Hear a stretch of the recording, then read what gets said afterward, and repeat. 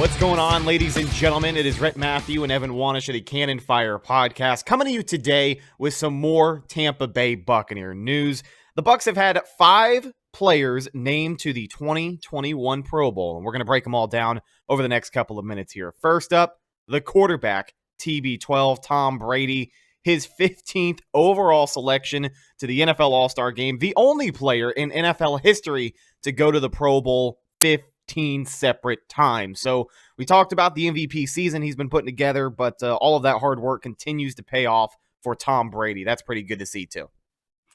Yeah, and obviously Pro Bowls, they don't matter, right? Like, it's not a huge deal. Clearly, they don't matter to Tom Brady. This is his 15th one, but he hasn't played. The last time he played in the Pro Bowl was 2005.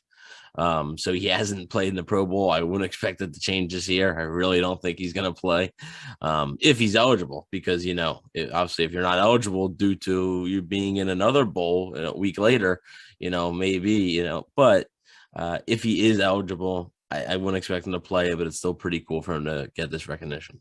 Oh, yeah, 100%. And the fact that he's in a Bucs uniform as well, I think, is just the cherry on top, because 15 overall selections, 14 of those he's playing for the AFC team. Now, again, just like you said, he's going to be focused on another bowl game, I'm sure, that isn't too far away from this one. But if he does end up playing, it would be pretty cool to see him out there in a Bucs helmet, right? The next name on this list, outside linebacker Shaq Barrett. This is his second Pro Bowl in 3 years with Tampa Bay, and really good stuff for Shaq because, he came onto the scene with the Bucs in 2019, had that incredible 19.5 sack season. He'll be in the Bucs record books for a very long time because of that one. Ryan running out of time. Guess who? Yes, indeed. Looks like Shaq Barrett got in on that. I don't know if he was first or not. Yeah. Think so. That would have set a record if it is. And the second half of this season in particular, he's really found a way to turn it on. And that also leads to a Pro Bowl nod for Shaq Barrett. Yeah, he's really come into his own, right? That's sort of what you imagine when you sign a free agent like that to a 1-year deal, a guy who hasn't been getting the opportunities that you feel that he could get. And this is the best case scenario, I think, for that, right? So Shaq Barrett is turning out to be one of the best free agents. Unfortunately, for him, Tom Brady's probably the best free agent acquisition of all time now. But Shaq Barrett's definitely, I think, firmly in the top 5 of free agent acquisitions for this team. The final 3 starting Pro Bowlers for Tampa Bay are all on the offensive line. Offensive tackle Tristan Wirfs in his second season, the center Ryan Jensen, and then the offensive guard Ali Marpet, the former All-Pro. I group all of these guys together because I will tell you, it is a breath of fresh air to finally see this Bucs offensive line get some credit with 3 big names being sent to the Pro Bowl this year. Especially the interior. The interior offensive line has been a strength of this team. Actually, even when Tom Brady wasn't here, it's really been a strength and just hasn't really been recognized.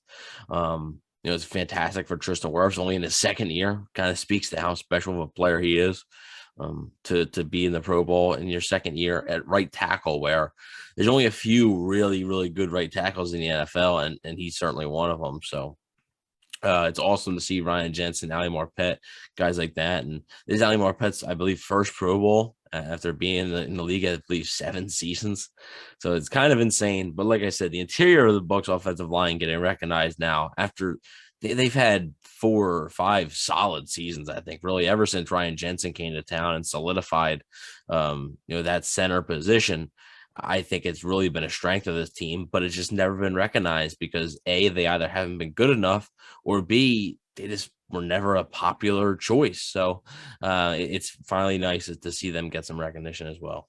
Oh yeah, very long overdue. So that's going to do it for the Buccaneers Pro Bowl starters. Let's also keep in mind that they have 8 alternates headed into this game. A lot of people are going to look at the list of Pro Bowlers and say, well, maybe there's some names missing on there, but have no fear.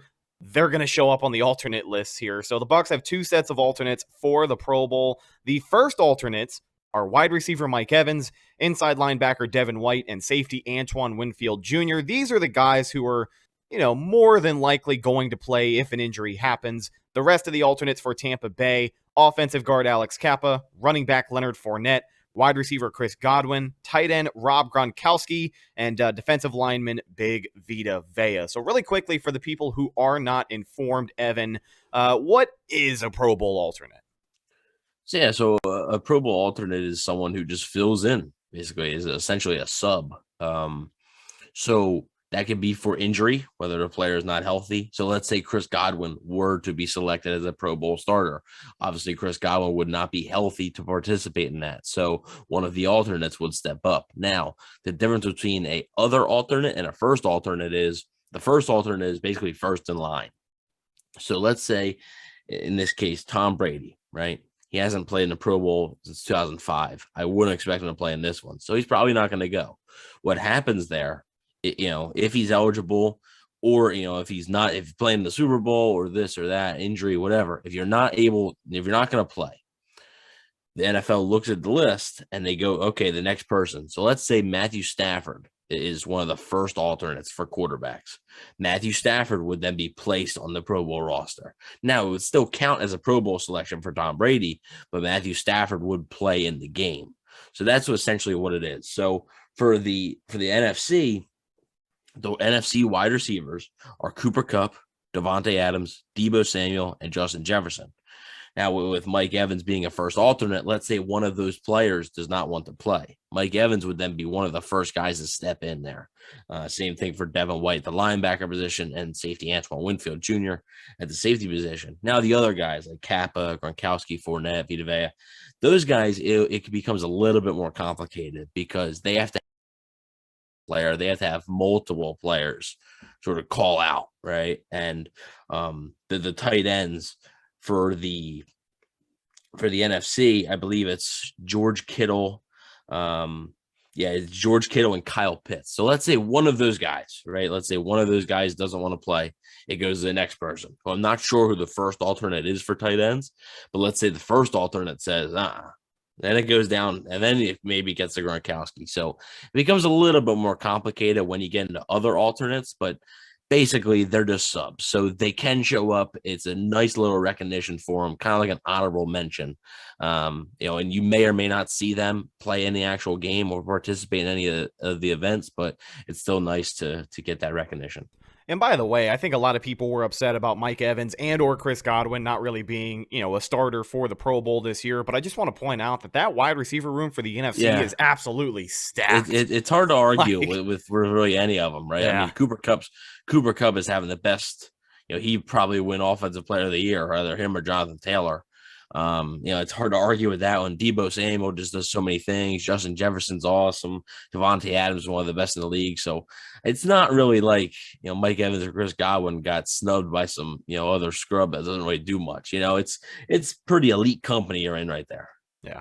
Well, as we all know, the Pro Bowl, kind of a formality. If you're playing for a Super Bowl, you're not really going to give a damn about the Pro Bowl, but it's also important to make sure that some of these guys do get their recognition, because while not a lot of people watch the Pro Bowl, it definitely does a whole lot in terms of Hall of Fame voting at the end of a guy's career. The number of Pro Bowls he was voted to, it definitely matters a little bit more after your career is over. But ladies and gentlemen, that's just about going to do it for today's video. Thank you guys so much for checking us out.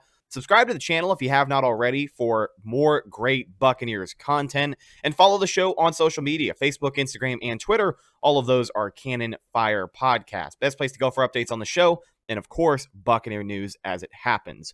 I am Rhett Matthew, signing off for my co-host Evan Wanish. We'll talk to you guys later on this week with some more Buccaneers content. Until then, and as always, go Bucs. Tampa Bay Buccaneers from the 48-yard line. Second down, 13. Brady allows one downfield. Caught ball by Gronkowski.